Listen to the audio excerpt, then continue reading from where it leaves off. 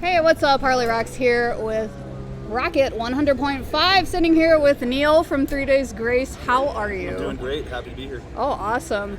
So, oh my gosh. So I've been following y'all pretty much since I was in high school. Amazing. Love it. Love to hear it. I Hate Everything About You was like the anthem back, way back in the day. But fast forward to now, Apologies just came out. You got the new album coming out on August 22nd. So did the writing process compare any differently to, say, back in the I Hate Everything About You era? A lot didn't change, really. I mean, we really kind of value the song, and we tend to write a lot of stuff just on acoustic guitars. Oh, nice. Yeah, I did see that video. Yeah, we just believe if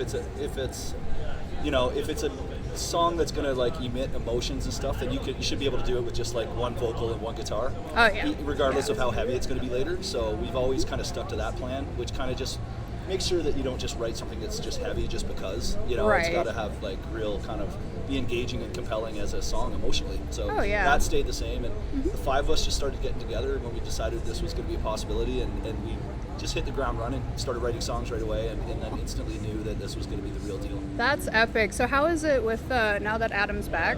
How has that been going for you guys? It's been amazing. The fans have just been out of control. The band is really growing again.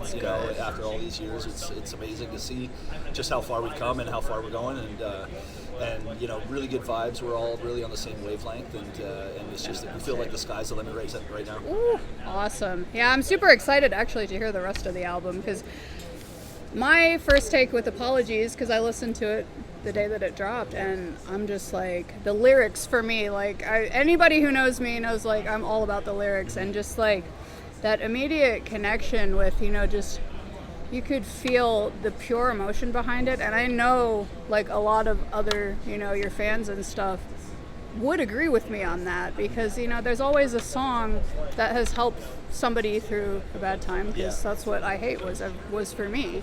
Yeah, and that's the main reason why we do what we do, is because if we can make something that's born out of our own brains and psyche and minds and hearts, then if it becomes meaningful to other people, the listener, then that's a really powerful connection between band and fan. Absolutely. And it's still to this day, we have people come up to us and say, this song changed my life, or this song saved my life, and it's wow, what an amazing thing to be able to do, is to have that effect on people. So we're very kind of eternally grateful for that. That's awesome, because I feel music's very timeless. It's been here since before we were here, and we'll be here long after. So how do you feel that, hate to say it, once we're long gone, that music's going to continue, and people generations and generations from now are still going to be your music spoke to me? Yeah, that's the power, one of the powers of music, and just to see that you make something that lives beyond your years. It's just I don't know, it's just pretty cool to be able to leave that imprint on the world. And and what we're finding now is we've been around. We came out in 2003 with I Hate Everything About You, and now a lot of the kids that were the children of the original fans are now even discovering 3 Days Grace for the first time, and that's incredible to see that we're being able to be multi-generational here. Oh, I know. Pretty powerful. Yeah, I see that happening with a lot of bands, where the biopics come into play, and being able to, you have this whole new set of fans now, and you have their parents still fans of yours, and it's just I feel that's so amazing to reach these younger kids who are between 10 and 13. My son's 12, and I showed him some of y'all's music, not with cuss words or anything, but I try to keep him away from that. But he's just oh my gosh, Mom, this is so cool. So it's really, we feel very very grateful. Never take anything for granted, because just to be able to go and play in front of these massive crowds, we've been doing it for a long time. Adam and I, we met in the 9th grade and started the band. No kidding? Then. So it's been, I've been in this band since I was 14 years old. Holy. Yeah. So what was the whole reason behind y'all wanting to start a band, kind of in the first place? Get chicks. Really? Yeah. It's a very Motley Crue answer Yeah, there. no, in all seriousness, I like had a really important music teacher when I was young that was at my school that would like support any kid that wanted to experiment. And so I started on piano and went through Royal Conservatory on nice. that, and then kind of really got attracted to the drums just before high school. And then it was like, it was time to form a band because that was just the right thing to do.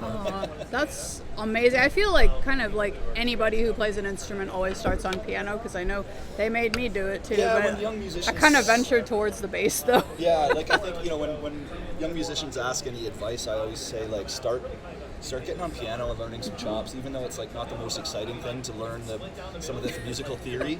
It really gives you a good base, and piano is like you can see what you're doing, you can see the instrumentation. True. And the relationship between the notes, and it also bridges the gap between rhythm and melody. So yeah, piano is a great basis for any young musician. Sweet deal. So like, how excited are you guys to be playing Welcome to Rockville? Y'all are back now, and yeah, it's amazing. So many friendly faces, and like the crowd, I could tell that they're like super amped to see us. And yeah, it's gonna be a warm one, a sweat fest, but it's all good.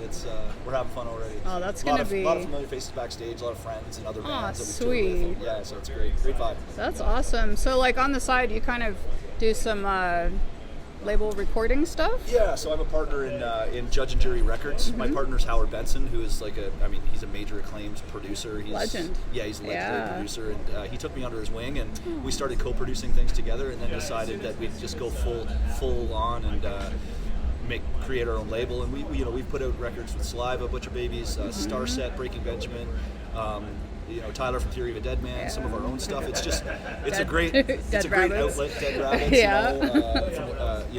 And like it's a lot of fun. Once the record's done, once the 3 Days Grace record's done, we're on tour and stuff. But there's a lot of downtime, so it's perfect so that I can co-run a record label from any hotel room, and we're gaining a lot of traction. And I know, I've been seeing that. It fills in my daytime. That's so awesome though, because like, you play drums on stage, but then to be able to do like the behind the scenes stuff must be really fulfilling for you. It is very, it's like it allows me to exercise my creative, juices, whether it's the songwriting side or the production side, or sometimes just the business side, and making stuff happen and wake up and just try to make shit happen. It's fun. Sweet. Yeah. So do y'all, like when y'all look for, say, a band to work with, do you look mostly for somebody who's already got momentum going, or like say if like an unsigned band came to you and said, hey, we want to do our record with you, would you be open to doing that? If we love the music, I think that cool. In this day and age, there is something to be said about like an artist that's already taken it some degree up the field themselves, because there's a lot of opportunity to do that. You can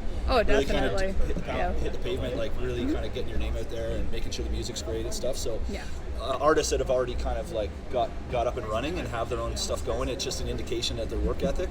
And so what we really try to do is work with people that have like the same amount of work ethic that we have. That's amazing. And I love that you have like those two aspects, because just to have like double the creative outlet is so cool, because I've grown up around music my whole life. That's kind of something always I was drawn to, from I took vocal coaching at a very young age. Whenever Kitty first came out, that was like the whole reason I wanted to play bass. 21 years later, now I finally learned how to I got a couple songs down. Nice. It's, right on. just some cover songs, Very but cool. Awesome. But it's super cool to get to meet you finally in person. Thanks so much. Thank you. Enjoy the and day.